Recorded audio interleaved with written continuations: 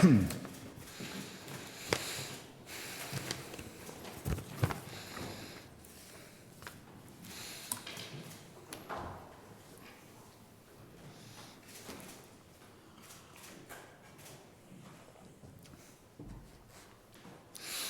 empezamos. Moi bons días. Rematamos hoxe un pouco antes, como saben, pola presencia do Rei na Tosas, 2:30 da tarde, a reunión ordinaria do Consello da Xunta de Galicia, e paso, como sempre, a darlle conta dos asuntos máis importantes que tratamos. O primeiro ten que ver coas ventaxas evidentes que Galicia ten que aproveitar que se derivan da nosa, primeiro, do enorme privilexio de ter unha lingua propia e, segundo, que sexa unha lingua propia tan conectada coa fala portuguesa e co mundo da lusofonía, é dicir, a conexión con máis de 270 millóns de persoas que en todo o mundo falan portugués.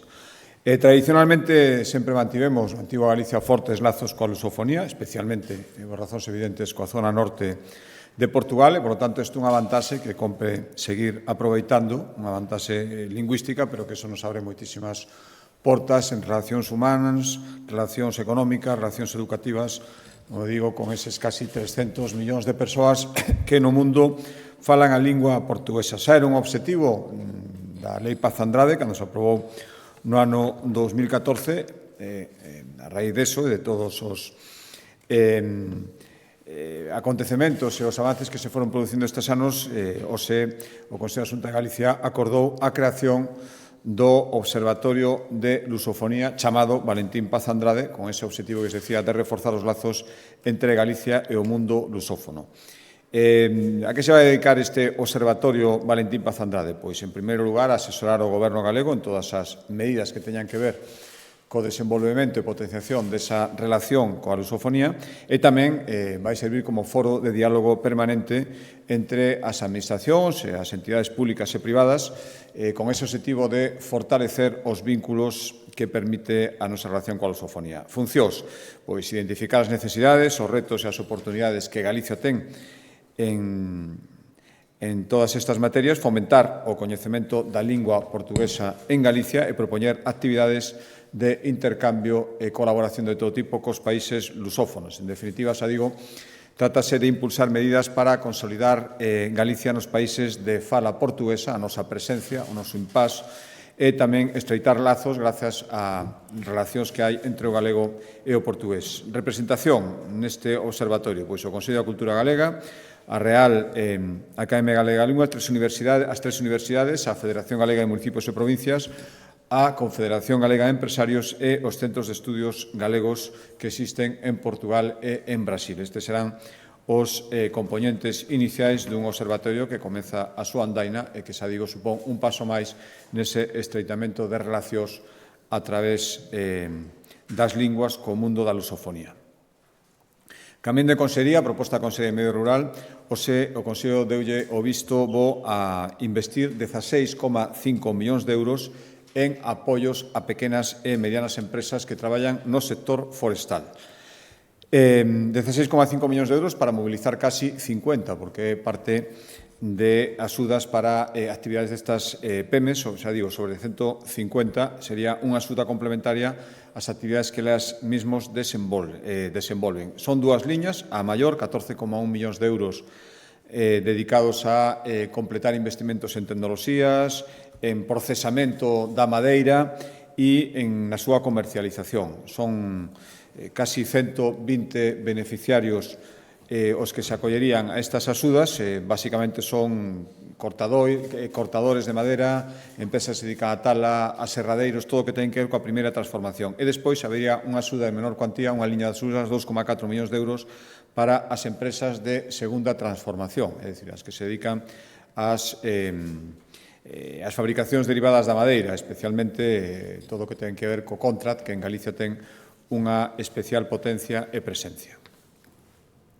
A proposta da Consellería de Emprego, aprobamos dotar cun 8,5% adicional as investimentos que xa se acordaran a principios de ano para beneficiar a 24.000 persoas, sería con este 8,5%, 24.000 persoas que están en paro, en ERTE ou que teñen por ter algunha discapacidade ou pertencer a un colectivo de especial dificultade de inserción laboral. Bueno, pois a eles irían dirixidos estas accións formativas que, xa digo, existían, pero que o Consello da Xunta de Galicia acordou dotar con 8,5% adicional para chegar aos 70 millóns de euros este ano e 24.000 persoas. Xa digo, en principio serían persoas en paro en ERTE ou de difícil inserción laboral, se non se cubriran todas as prazas, que a previsión de que se cubran, de aí ven a necesidade de aumentarlas, pois tamén podrían acudir aos cursos persoas que agora mesmo estén traballando, pero queran mellorar a súa formación. Nunca sería un 30% máis do alumnado. Este incremento do orzamento, este 8,5% que hoxe aprobamos, ven derivado da demanda que estamos percibindo na edición deste ano, vai permitir celebrar 170 cursos máis de formación, aumentar o número de beneficiarios, dicía que en total serían sobre 24.000 e con este aumento do 8,5% estaría en torno ás 2.500 persoas máis que poderían beneficiarse e tamén poderíamos, isto se fai a través de centros de formación, integrar a 8 centros de formación máis ata chegar a superar a cifra de 250. E tamén incluir novas especialidades a demanda das empresas que acollerían despois a estas persoas que se forman. Estamos falando de cursos sobre operacións portuarias de carga estiva ou sobre montaxe de instalacións frigoríficas. Por tanto, aumentar a formación nestas especialidades, a demanda das empresas que serían os potenciais contratadores destas persoas que se forman.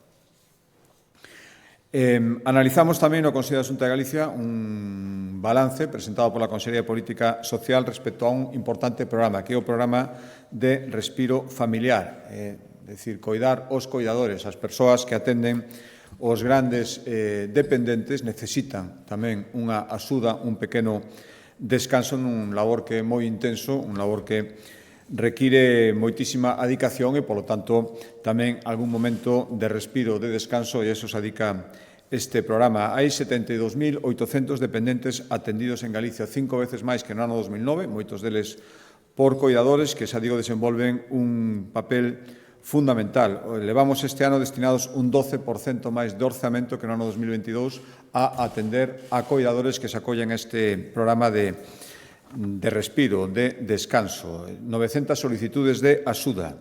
A falta de mes e medio para o peche deste exercicio, todavía podría haber máis solicitudes, hai 900 solicitudes que van supoñer, aplicando este programa, ao redor de 1 millón de euros para poder atendelas. Son un 4% máis de solicitudes que no ano anterior. Os requisitos para poder acollerse a atender a unha persoa con unha discapacidade igual ou superior ao 75% ou que teña recoñecido un grado de dependencia 2 ou 3 ou que conte cun informe médico e social que certifique que esa persoa necesita a axuda dunha terceira persoa, é dicir, dun coidador. E, por tanto, a isto se adica este programa, que, xa digo, este balance indica que é unha medida que vai a máis, xa digo, 900 solicitudes de axuda, casi un 5% máis que no período anterior, 1 millón de euros, e, por recordar, as 3 modalidades ás que se poden acoller as que soliciten o respiro familiar son ou ben unha estancia da persoa que coida nunha residencia temporalmente, mentre dura o respiro, tamén que continúe no seu propio fogar, pero atendida por outra persona diferente do coidador durante ese tempo, ou ben atención puntual de unhas horas ao día nun centro de día. Esas serían as 3 modalidades de acollemento ao respiro familiar do que hoxe fixemos balance. A proposta da Consellería de Economía, o Consello da Xunta de Galicia, cambiando de consellería, aprobou unha nova declaración de iniciativa empresarial prioritaria. Serían 21 dende que se instaurou esta figura. Se trata de unha empresa procedente de Sevilla que quere instalar no polígono en Curtis unha planta biotecnolóxica para fabricar proteínas de orixen vegetal.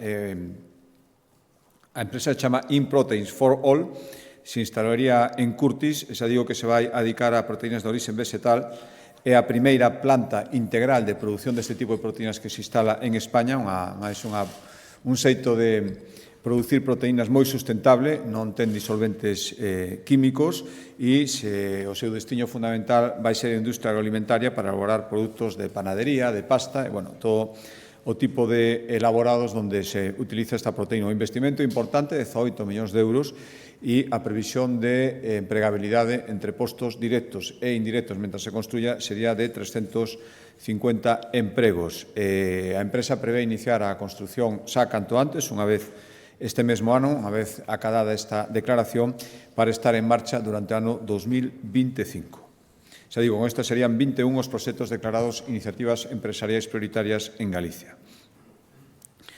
A proposta tamén da Consellería de Economía, tal como adiantaba onte na sesión de control, acordamos unha segunda edición este ano do bono comercio. Xa digo, había unha primeira edición, esta sería a segunda, que destinará 2,5 millóns de euros para unha previsión de mobilización en total de 8,5 millóns de euros. Como adiantaba onte, os descontos poden chegar os descontos son de 30 euros, e dependendo do gasto que se faga, o desconto será igual para 5 euros de desconto para compras entre 20 e 30 euros, 10 euros nas compras de entre 30 e 50 e descontos de 15 no caso de que a compra sexa de máis de 50 euros.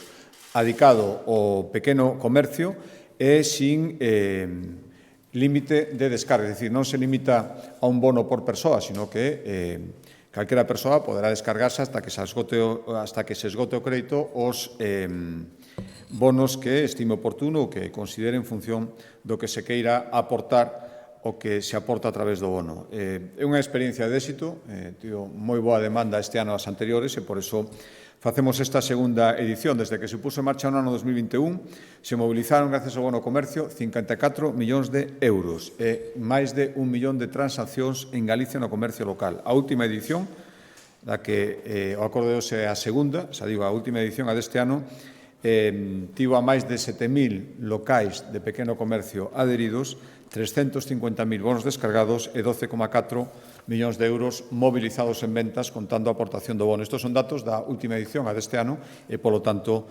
estaba claro que é un bono de éxito e por eso tomamos este acordo de incrementarlo con 2,5 millóns de euros máis. Hoxe autorizamos a proposta cambiando de consellería e de acordo da Consellería de Educación destinar 14,1 millóns de euros a fomento a través das universidades de actividades de I+D+I.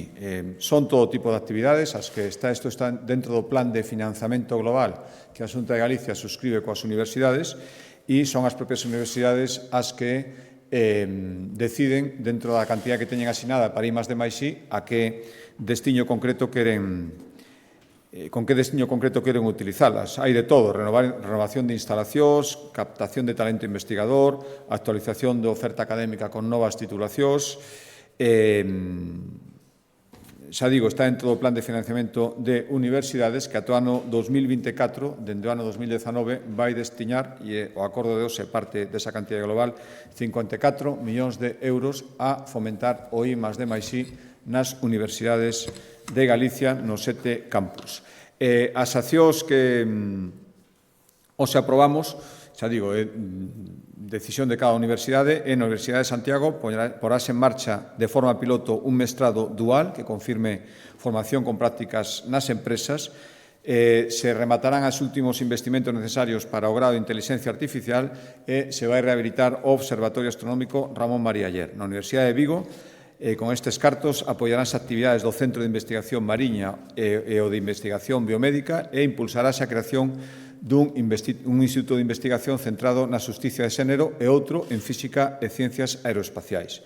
Na Universidade da Coruña se impulsarán másteres de biofabricación e de vehículos autónomos, renovarase o equipamento do Laboratorio de Creación Digital e se vai crear o SACIDI, que é un servizo para captar fondos e talento e realizar labores de asesoría técnica en I+D+I. Xa digo que estes son, dentro desa cantidade global de 14,1 millóns de euros que hoxe aprobamos, os destiños que deciden as universidades e que hoxe ratificou o acordo do Consello da Xunta de Galicia.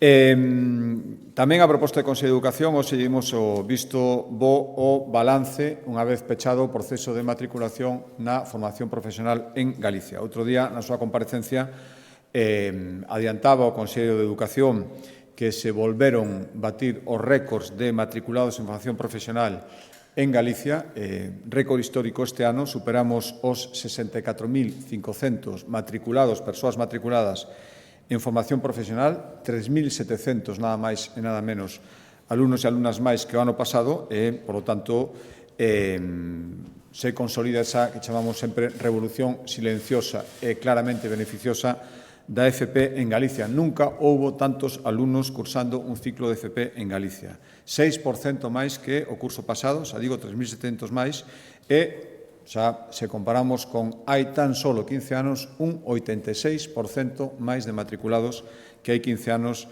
na FP galega. O crecemento do alumnado é generalizado, con estas cifras é lóxico que afecte a todos os sectores, a todos os niveis, a todas as provincias, pero por darlles algún dato máis do balanzo que hoxe coñecimos na Xunta de Galicia, decíes que máis da metade dos alumnos van cursar un grado superior, 34.800, 24.300 un ciclo medio e 5.300 un ciclo básico. A matrícula, como les decía, medra en todas as provincias, é xeralizada en toda Galicia, pero con especial incidencia do crecemento da FP na comarca de Verín, casi un 20% máis de matriculados que o ano pasado, no Salnés un 12%, na comarca de Lemos e na comarca de Pontevedra un 9% e na comarca da Coruña un 8% máis de aumento de matriculados respecto ao ano 2022.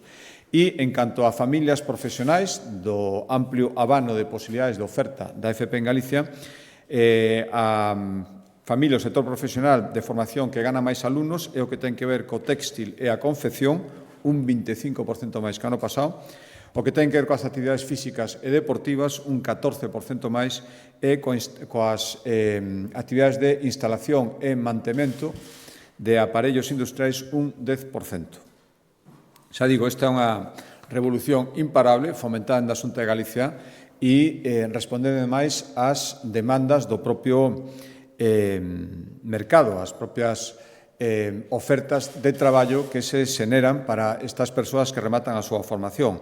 O nivel de empregabilidade está na FP no seu conxunto nun 80% e se falamos de empregabilidade na FP dual supera o 98%. Por lo tanto, creo que isto é unha aposta clarísima que ten que seguir facendo, ten que seguir impulsando a Xunta de Galicia e que dá os seus frutos con estas cifras que hoxe coñecimos. Dalles un último dato. Os centros integrados de formación profesional, é dicir, os que se especializan nunha determinada rama, están tendo moitísimo éxito. Hai 27 en toda Galicia e concentran o 48% dos matriculados, é dicir, case a metade da matrícula deses máis de 60.000 alumnos están en 27 centros de formación profesional que son os centros integrados especializados nunha rama concreta de formación.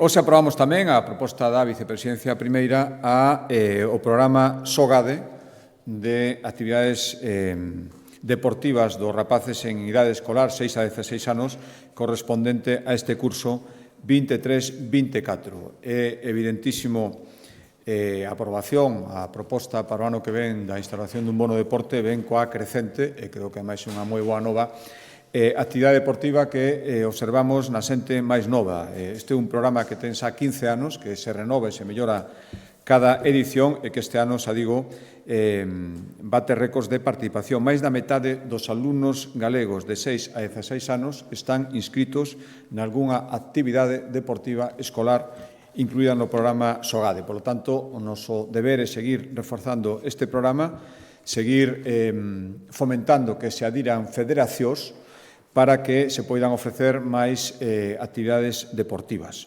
Ademais, a edición que aprobamos hoxe, a máis inclusiva, xa que seguimos incorporando modalidades de deporte tamén para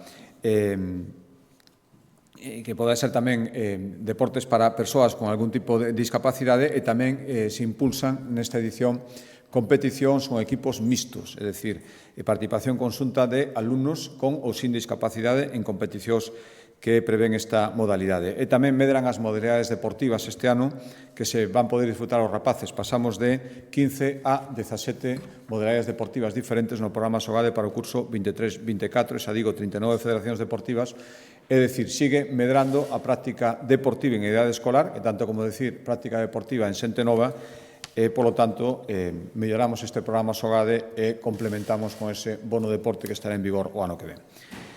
A proposta da Consellería de Infraestructuras, hoxe coñecimos un informe, creo que moi importante, moi de actualidade, que ten que ver coa diferencia entre os servizos ferroviarios que existían en Galicia antes da pandemia e os que existen a día de hoxe.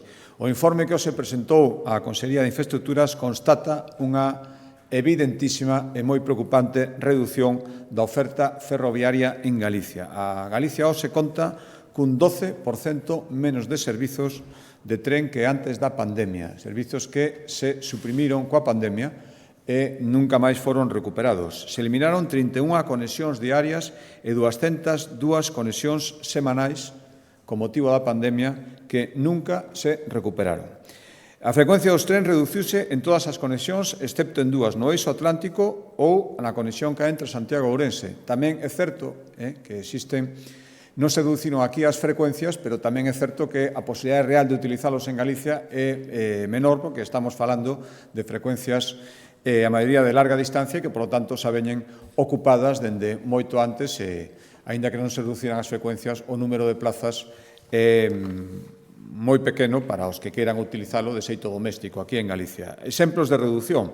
A oferta diaria de servicios entre Vigo e Ourense se reduciu dende a pandemia nun 75% e non se recuperou. 75% entre Vigo e Ourense. 60% de reducción entre a liña que une Coruña e Lugo. 60% nunca recuperada. 67% na conexión entre Monforte de Lemos e Ponferrada. Nunca recuperada. E no corredor entre Vigo e Portugal, a metade das conexións que se eliminaron non se volveron repoñer. Por tanto, a Xunta de Galicia non lle queda outra que demandar a quen ten a capacidade, primeiro, tivo a capacidade para suprimilos, que volva a recuperar esas frecuencias. Non ten ningún sentido estar fomentando, e en eso estamos totalmente de acordo, o uso do transporte público, o uso do transporte ferroviario e, por outra banda, suprimir frecuencias que existían hai apenas 2 anos e medio. Hoxe coñecíamos algunhas excusas máis ben, dicindo que había enquisas, incluso cheguei a ler algún medio de comunicación, decía o Ministerio que hai enquisas que din que a xente está moi de acordo con que se reduzan frecuencias. Non podemos estar de acordo en absoluto niso.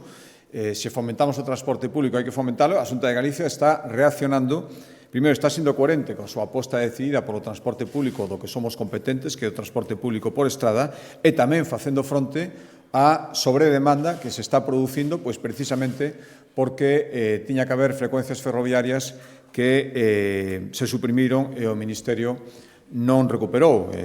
Solo neste comezo de curso, en estes últimos días, saben, ademais, que tivemos reunións cos concesionarios, coas empresas responsables, o aumento medio está sendo, frente a reducións que estamos vendo do transporte ferroviario, un aumento do redor, según os datos da Consellería de Infraestructuras, dun 5% de autobuses nestas últimas datas, precisamente para intentar facer fronte a sobredemanda non atendida polos servizos ferroviarios. Saben que a Consellería de Infraestructuras terá unha reunión con o Secretario de Estado nos próximos días. Lóxicamente, este será un dos temas fundamentais, tanto nesa reunión como a propia Ministra de Transportes. Non ten ningún sentido, non ten ningunha razón, e é moi exemplificativo de moitas cousas que vimos dicindo, como este tratamento onde se suprimiron frecuencias nunca recuperadas, e polo que estamos vendo as contestacións frente ás denuncias, non parece que haxa intención de recuperalas. Últimos 2 acordos a proposta da Consellería de Facenda.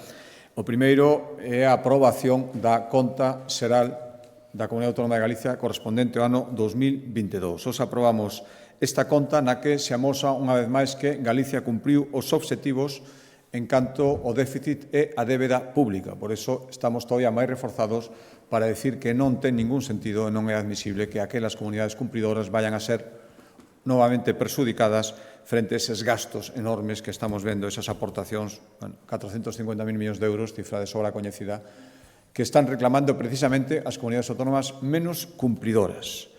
O documento que os aprobamos reflexa que a Xunta pechou o ano 2022 cun déficit do 0,5% do noso PIB, que é unha décima menos da previsión inicial, que era 6,6, pechamos cun 0,5%. E a taxa de endebedamento, 17,2%, que era inferior ao do ano 2021, que era 18,5%, e tamén 3 décimas por debaixo do que previmos. É dicir, hubo unha millora en 3 décimas respecto ao obxectivo inicial de endebedamento, que era 17,2%.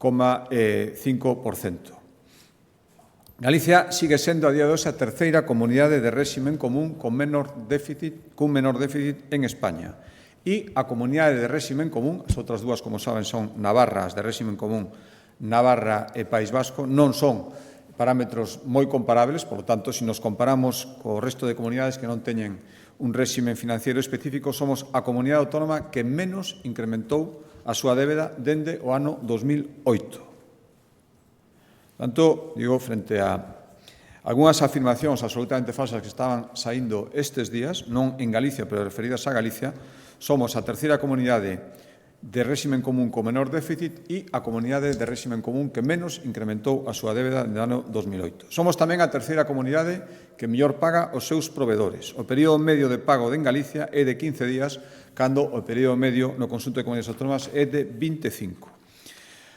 A execución do orzamento no seu conxunto acada prácticamente un 100%, algo máis do 98%, e mantemos un elevado nivel investidor respecto ao gasto total do orzamento, e, dende logo, bastante por enriba da media nacional. Un 13% do total do gasto non financiero da Xunta de Galicia se adicou a investimentos. Por lo tanto, creo que unha conta xeral con os números que permiten simplemente constatar o que se ven evidenciando dende hai moitos anos. Somos unha comunidade cumplidora, responsable como anexo dos fondos públicos, eso de non gastar o que non se ten e facer unha política con sentidiño respecto ao endebedamento, un ano máis se cumpre e, por lo tanto, volvemos a reivindicar este ano con máis forza que nunca que non podemos admitir en ningún caso que se premie, ademais se premie con esas cantidades absolutamente descomunais, absolutamente disparatadas dende o punto de vista do reparto que habería que facer a todas as comunidades autónomas que non están cumprindo, senón todo o contrario, con estes deberes de xestión orzamentaria ordenada e responsable. O último acordo que hoxe coñeceu o Consello da Xunta de Galicia é o balance, esta era a aprobación da conta xeral, isto é, como vimos facendo periódicamente, un balance sobre o grado de execución dos fondos MRR, os fondos de recuperación e resiliencia, os fondos Next Generation. Como saben, estamos facendo periódicamente un control sobre a nosa execución orzamentaria de fondos que son fundamentais para Galicia. Un control sobre aqueles fondos dos que a Xunta de Galicia é responsable de momento tamén que o recibe, porque esta é outra. Volvo a insistir, son fondos transferidos polo Goberno central, que a súa vez veñen de Europa, transferidos moitas veces con condicións que non se fixan pola Xunta de Galicia, senón que nos veñen dados e, polo tanto, nos temos que ater a eles en canto a execución e, ainda así, creo que temos un nivel de execución francamente bo. Recórdolles que a Xunta de Galicia ten asignado, según os datos que nos facilitou o propio Goberno Central, no conxunto das transferencias directas que se llevan facer a Galicia con cargo aos fondos Next Generation, 1.384 millóns de euros son os que correspondería transferir. A día de hoxe non os recibimos todos, recibimos 1.341 millóns de euros. É dicir, hai máis de 40 millóns de euros que non sabemos por qué, tampouco se nos den unha explicación. A día de hoxe, a pesar de que os plazos empezaron a contar hai moito, nin siquiera os temos transferidos. Pero temos transferidos 1.341 dos 1.384. Ben, pois, eu recordo que o prazo para telos xustificados remata cando remate o ano 2026. Por tanto, antes é necesaria unha serie de procesos que, insisto, nos podemos empezalos cando recibimos os fondos. Algúns os recibimos hai moi pouco tempo, outros os recibimos hai bastantes meses xa. Dende o primeiro momento comenzamos a súa execución e les podo decir que a día de hoxe se vamos o conxunto do que empezamos a recibir moi a finais do ano 2021, é dicir, faría ahora 2 anos, están xa adxudicados, é dicir, en proceso de execución desos fondos non convocados nin adxudicados e, por tanto, xa que se comenzaron a executar o 70% deses fondos. E se queren detalles deste ano, que tamén fixemos balance este ano recibimos deses 1.341 millóns de euros, se nos transferiron 527 a día de hoy. Eses 527 están adxudicados a máis do 80%. O nivel de execución varía, pois digo, algúns veñen con condicionantes que os ralentizan todo máis, outros son máis fáciles de executar, pero o balance de todo sería 70%, o balance deste ano 527 millóns incluso superior, 80%. Non temos datos da execución dos fondos, digo, globais que se reserva o Estado. Ademais, saben vostedes que respecto das cifras de execución que dá o Goberno central, cando nos transfiren os fondos a Galicia, que aí teríamos que empezar todo o proceso para poder executalos, nas cifras do Goberno central xa os dá por executados, unha simple transferencia. Eu estou dando execución de convocatorias xa resoltas e que están empezando a executarse, que creo que é un dato moito máis fidedigno, moito máis real.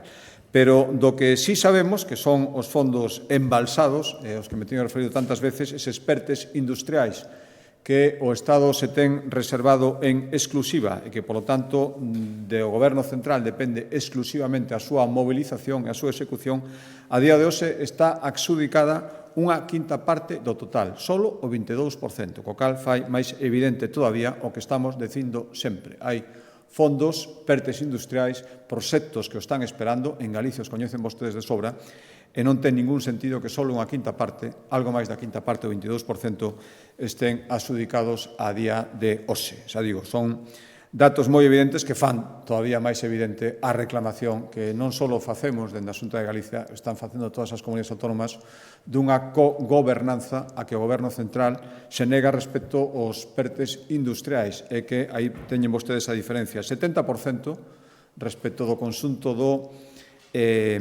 gestionado pola Comunidade Autónoma de Galicia, pola Xunta de Galicia, frente ao 22% en PERTEs industriais e, mentras tanto, os proxectos industriais que crearían miles de postos de traballo en Galicia esperando unha financiación que non chega.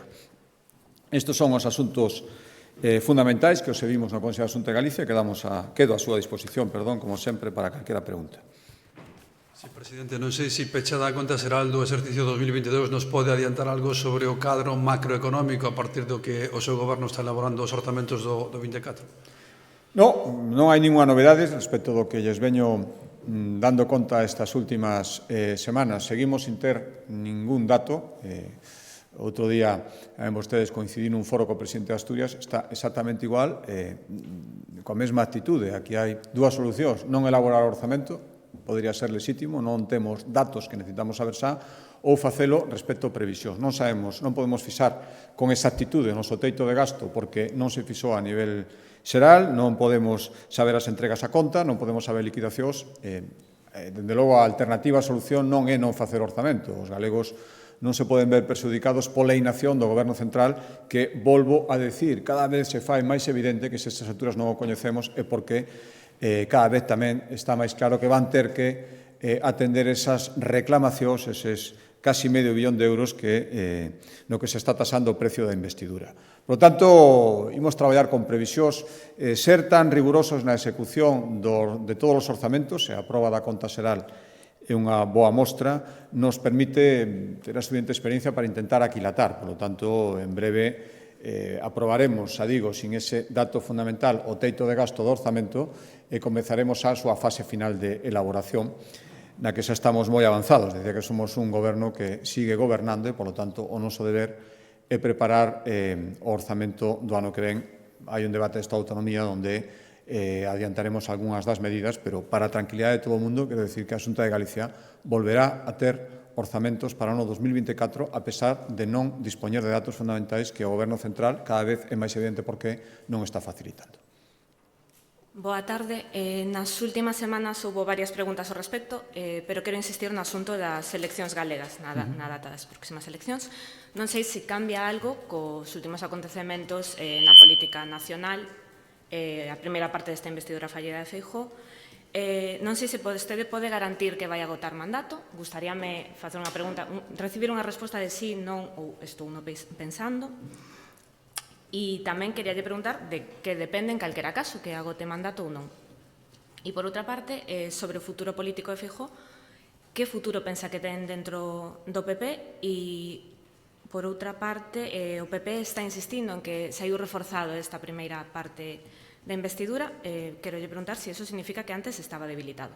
Grazas. Un momento, pois son moitas preguntas.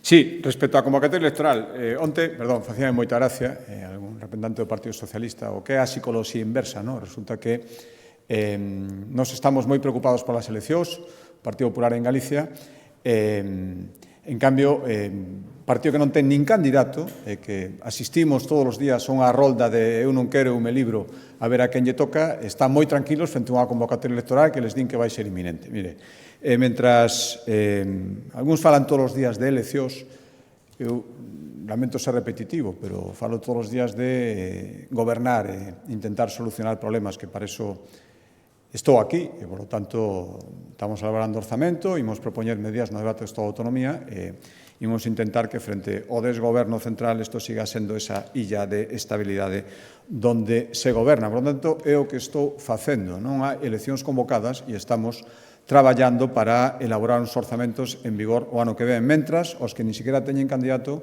que sigan falando de eleccións. A psicoloxía inversa funciona así. O que che preocupa moito intenta decir que é o que lle preocupa aos demais. Sobre si o papel de Feijóo, mire, eu creo, vou intentar respostar ao resto das preguntas conxuntamente. Eu creo que fixo un magnífico, estuve presente, como saben, no debate, no discurso da investidura o martes pasado, non puden estar despois no debate parlamentario que seguiu, pero creo que o balanzo será que Feijóo se presentou cun programa de goberno que é unha auténtica mágoa, especialmente para Galicia, que non se pode executar, porque hai moitas das medidas que nos vimos reclamando hai tempo que toma o Goberno Central, elas levaba no seu discurso de investidura, as propuso, e moitas das que falou xa se están executando en Galicia, por lo tanto, concorda perfectamente co que creo que debemos facer aquí. A partir de aí, mire, todo discurso de investidura é unha proba, por lo tanto, pode salir ben ou pode salir mal, e creo, sinceramente, que o discurso de investidura do candidato Feijóo saiu ben e a xente se deu conta de que era un candidato sólido, con independencia de que reciba ou non, finalmente, que dunha segunda votación, todo indica que non, pero que dunha segunda votación, aos votos afirmativos necesarios no Congreso dos Diputados. Eu simplemente creo que outra cousa é que o podan recoñecer. Isto é o que hai moitísimos socialistas que non poden entender como o suposto candidato alternativo o que xa está anunciando que quere ser proposto se fracasa a votación, se non Feijóo non acada os votos necesarios o venres, dicindo que se vai postular, non é capaz nin siquiera de intervir para decir no que non está de acordo e o que, na súa opinión, debería cambiarse e el cambiaría con independencia de faga un discurso de investidura. Creo que esa cobardía política, ese non querer falar de temas que sabe que a xente non quere escoitar, porque se os escoita probablemente provocaría unha reacción diferente a que quere el, creo que iso é o mellor resumo do discurso de investidura. E creo, sinceramente, que toda proba dese calado pode salir ben ou mal, saliu francamente ben, e se eu antes tiña moita confianza en que Feijóo acabará sendo presidente do Goberno de España, agora, despois dese discurso de investidura, a teño moito máis. Eu creo que usted me fixo unha pregunta e eu lle fago unha resposta. Unha cousa máis, de todas formas, perdone por complementar. Que cousas, supoño, non sei se lle contan algo ou non, porque é bastante irrelevante o Partido Socialista de Galicia dentro do Partido Socialista en España, pero empezo a pensar que intuyen o que pode querer, o que vai ter que ceder Pedro Sánchez para conseguir a investidura, o que queren é que non sexamos conscientes de todo iso e, por lo tanto, queren que votemos canto antes para que non sexamos capaces de asimilar as enormes cesións. Empezo a pensar que é algo diso, porque senón non se entende esta insistencia. Sempre falaron disto, pero esta insistencia, sin ni siquiera ter candidato, esa insistencia que ten a oposición en que haxa eleccións canto antes, especialmente o Partido Socialista.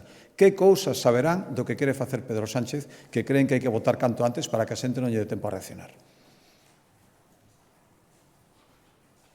Boas tardes, presidente. Dúas preguntas. A primeira é, insistindo un pouco neste tema, non sei se esta semana si pode descartar que antes de que acabe o ano non vai haber eleccións en Galicia.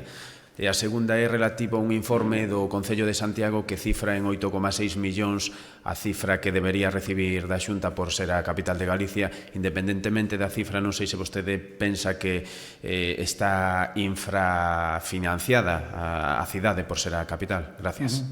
Mire, a primeira, volvo a decir, non, que, por moitas veces que máis pregunten, eu creo que sempre respondo o mesmo. Para falar de adianto de eleccións, pregúntenlle os partidos da oposición, especialmente algúns representantes do Partido Socialista, já digo que falan moito de eleccións e din que están moi preparados e a xente ten que saber, a mellor algúns non o saben todavía, que os que din que están perfectamente preparados nin siquiera saben quen sería o seu candidato porque non hai ninguén a día de hoxe que se postule como voluntario. Respecto a segunda pregunta, referida aos custes de capitalidade, bueno, primeiro, a Xunta de Galicia, dende hai moitos anos, está aportando unha cantidade, creo que importante, ademais estamos falando de millóns de euros, para contribuir aos gastos que Santiago asume porque a capital de Galicia está aquí nesta cidade. Hai gastos, evidentemente, para eso o Estatuto de Capitalidade, pero tamén hai moitos beneficios e, por lo tanto, creo que se hai que discutir unha cifra, lógico discutilo no organismo que está previsto para discutir estas cousas. Por lo tanto, eu respeto moito que se me poida mandar polos medios de comunicación unha proposta que ademais multiplicar por 4 e que, por certo, xa multiplica casi por 2 a mesma proposta da que falaba o anterior alcalde de Santiago, por tanto, eu creo que o rigor aí é como mínimo discutible. A miña obriga, igual que en outras propostas que supoño que traerá a alcaldesa de Santiago, é escoitala e dar a miña opinión. Igual que a súa vai ser escoitar as miñas propostas respecto ao que creo que ten que facer o Concello de Santiago en colaboración coa Xunta de Galicia e escoitar a súa opinión. Por tanto, isto é unha máis, non sei outra cousa que o Concello de Santiago lanzou a través dos medios de comunicación unha proposta que casi cuadriplica as aportacións que está facendo a Xunta de Galicia dentro do Estatuto de Capitalidade e que se engaden a outras aportacións que, co carácter de financiación indirecta, lle está facendo xa a Xunta de Galicia o Concello de Santiago e que tamén podría adicar a esos gastos. Dito isto, ata que non conozca en rigor que leva de repente a multiplicar por 4 ese gastos, permítame que non me exprese moito máis, pero a reunión vai ser dentro de poucos días. Volviendo a la investidura, ¿cree entonces que a pesar de la derrota, Feijóo ha reforzado su liderazgo en el PP? Sí, vamos, sin ninguna dúbida. Creo que hai moita xente que, para empezar, é a primeira vez que tiña oportunidade de falar, e ademais falar con carácter de candidato no Congreso dos Diputados, nun formato, ademais, que lle permitía expresarse con claridade e con tempo, e creo que moita xente que non o vira nesa faceta descubriu un gran parlamentario, unha persoa con ideas moi claras. É responsable, facendo propostas de goberno para aplicar no momento en que máis falta fai, mentras vimos a un candidato alternativo que non foi nin siquiera capaz de dar a cara.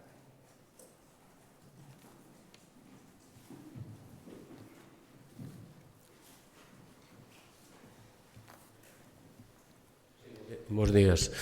As referencias que fixo Feijóo no discurso de investidura á situación galega, especificamente a vostede, pois incluso insinuando ese adianto electoral, non cree que lle está trasladando tamén Feijóo certa presión, certos problemas a Galicia cando a situación era un debate de investidura? E depois outras dúas cuestións. Hubo unha denuncia por parte de Ecoloxistas en Acción que parece ser que denuncia todo a vostede e a todo o Consello da Xunta por os cambios no pexón de Mos a raíz da cidade deportiva do Celta. Teme que isto poda prosperar e que poda haber algunha sentencia condenatoria contra vostede e todo o Consello da Xunta?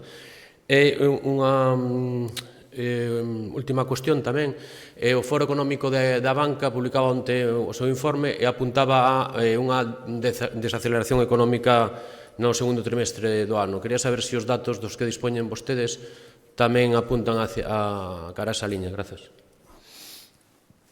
Sí.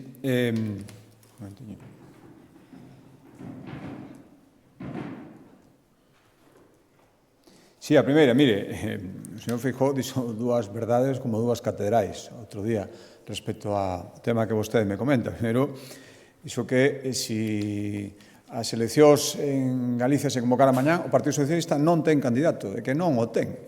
Falou moitísimo de telo, despois nos contou que lle prohibiran el exilo, a realidade é que non tería candidato, por tanto, foi o que dixo. Ao mesmo tempo tamén dixo outra verdade evidente, que hai overbooking, decía él, de diputados no Congreso, de posibles candidatos socialistas que lle son unha cousa, eu creo que ningún deles quere serlo, algún terá que acabar sendo de xeito obrigado, pero ningún deles probablemente este na disposición de presentarse como voluntario. Por tanto, foi as dúas cousas que dixo, que parece ser que molestou moito a algún deles que saleu dicindo todo o que dixo.